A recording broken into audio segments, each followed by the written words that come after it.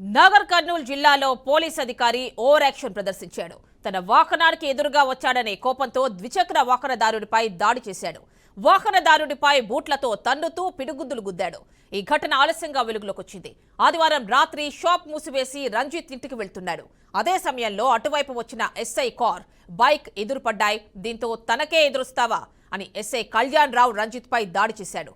SI దాడిలో రంజిత్ కు గాయాలయ్యాయి.